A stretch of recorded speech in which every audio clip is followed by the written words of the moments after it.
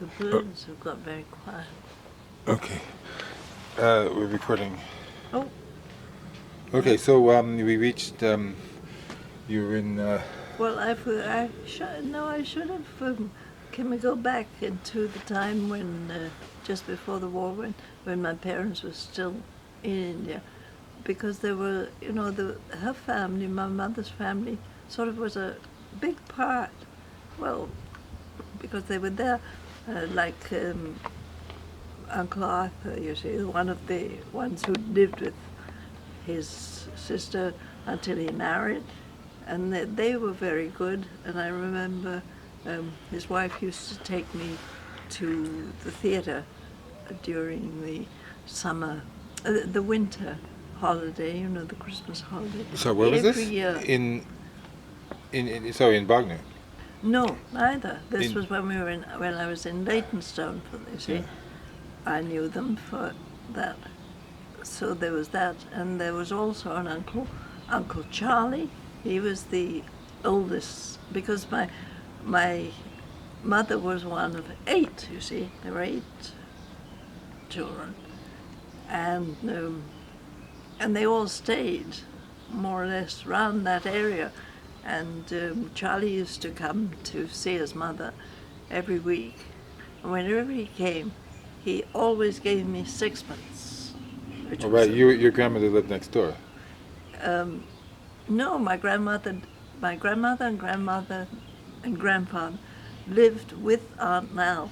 Oh, in the same house. Yes, because she was a widow and had no children, so she had this house, and she kept them in her house, and then there was the oldest sister, Aunt Ethel, lived next door with her husband and 3 children. And then, as I say, there was this other, Uncle Charlie didn't have any children, but he used to come and visit his mother every week.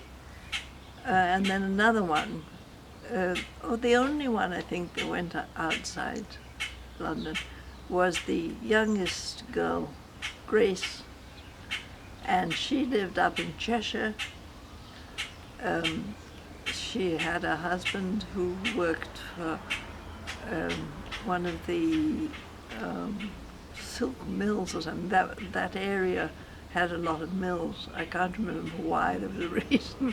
Anyway, she lived in a small village, Bollington, and every summer I used to go up and spend 2 weeks with her, because she had 2 girls. They were younger than I were, Barbara and Patricia. I have lost track of Patricia. I have no idea what she's doing, but I'm still in touch with Barbara, who lives now way up on the coast of Scotland somewhere. So is this your cousin or your aunt? My cousin. Your cousin, yeah. Well, the one from Bollington. And her mother was Grace? Grace. Yeah. Who was the youngest sister of your mother? Yeah, yeah. Okay. Yeah, yeah. Oh, and I'm forgetting Dick. What about Dick? He was apparently, he seemed to be sort of different from all the others. And he was, of course, in the 1914-18 war. And I don't know when, but at some stage he went to Singapore and was in the police in Singapore. And he was married and he had a child, and then he got divorced. And my Aunt Lal, with whom I was living in the holidays, I mean, you just didn't use the word divorce. And so apparently and then he was killed about 1938, I think, in a plane crash. He had it while he was still at Singapore. And what happened to the daughter and the ex-wife, I have no idea, because apparently, anyway, I don't know what happened. Yeah, that's all. I think that's about all. Anyway, so that was all the. And then, of course, there were. My father had lots of family, but almost all of them stayed in India and worked in India at different things. And we used to visit when I was They still stayed there. through the war. But well before the war. No, they stayed through the war. Oh, I suppose so. Yes. Yeah, but they were quite old by then. You see, I mean, they weren't. But when I was there, sort of in the early 30s, I mean, we were always going off somewhere to stay with an aunt or an uncle or something. And I mean, they lived all over India in different places, so that. And he had two sisters. Neither of them married. Or did they? Oh no, wait a minute. Oh no, that was another. They must have had three sisters, and there was another one who married. Yes, that's right. But she died. Well, they all died quite young, except for one who lived on for a long time in Jabalpur. She lived, I think, to the early 60s. So. Oh, that's the same town that your I guess grandfather died in, right? Your father's father died in. Oh, was that? Well, I don't know where he died. Was that the one where the plaque? Who was the plaque? Was it? Yeah, Who was the plaque? You The plaque- told me you were the one who went. Was it Jabalpur? Well, it has the modern name is different, but Yeah. but isn't that plaque? That was your father's father? That was yeah. And At, so you're not talking about him, no? well, I never knew his father. My father's parents, both of them, died before he married, so that we never knew anything of. But there, as I say, there were lots of cousins and things all over the place, and these were the ones we used to go to stay with. So that I have photos and things of different places, Darjeeling and places like that, where we used to visit. And we went to Gonda, the place with the elephants. But then after I got to, well, of course, when the war started, no, none of them, if they were living there, then they had to stay there. There were one or two, I think, had retired before the war and lived in, and one of them I know, we lived in Worthing. They didn't have any children, so we used to go and see them occasionally. We used to enjoy going because she always would make a good curry. Nice. My memory of Aunt Millie is the fact that she made a good curry.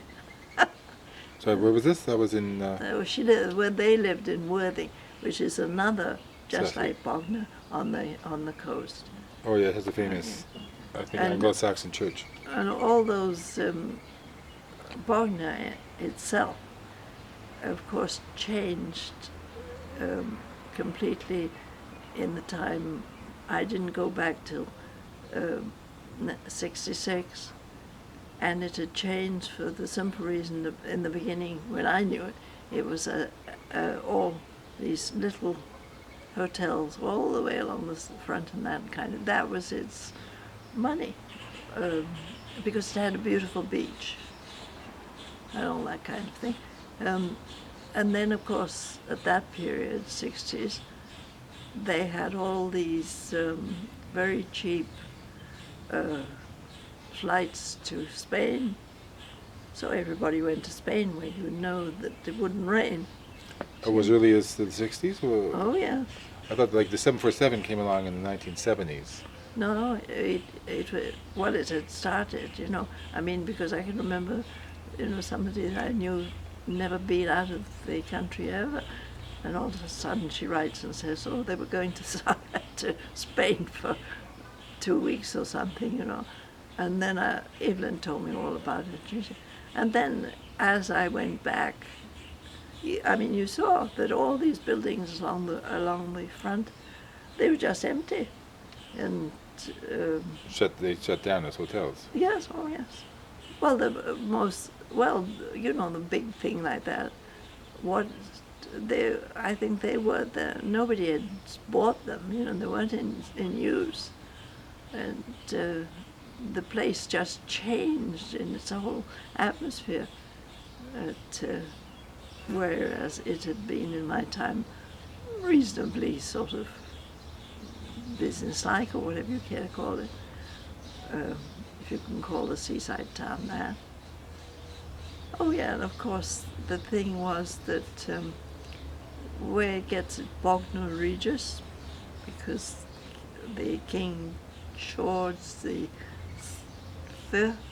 fourth, I don't know, went there, was told to go there to recuperate from illness because that was its attraction. There was no industry there, so you had beautiful atmosphere and wind off the sea kind of thing. So you never had any smog or anything like that, and that was what it was known for. When people wanted to recuperate from illness, you sent them to Bognor, and it was a laughing stock. I mean, they made jokes about it on the radio and that kind of thing. I mean, if you wanted a good time, you didn't go to Bognor. So it was a place where you took your children. And Worthing was similar, but I think it was big enough, bigger, and it hasn't been quite so. Of course, I don't know what it's like now because it's 10 years since I went there. Maybe it's a couple of recuperated or something. Worthing or Bognor? Bognor. Bognor. Yeah. Yes. But, Anyway, so you were in. I think you told a story once about you saw the Battle of Britain from where you were, yeah. and there were Well, dog it was fights. there. Were Oh, dog yeah. fights directly overhead? Or? Oh yeah, yeah. And that was the summer of 1940, and for some reason, all I can remember is that it seemed to be bright sunlight. It was one of those periods when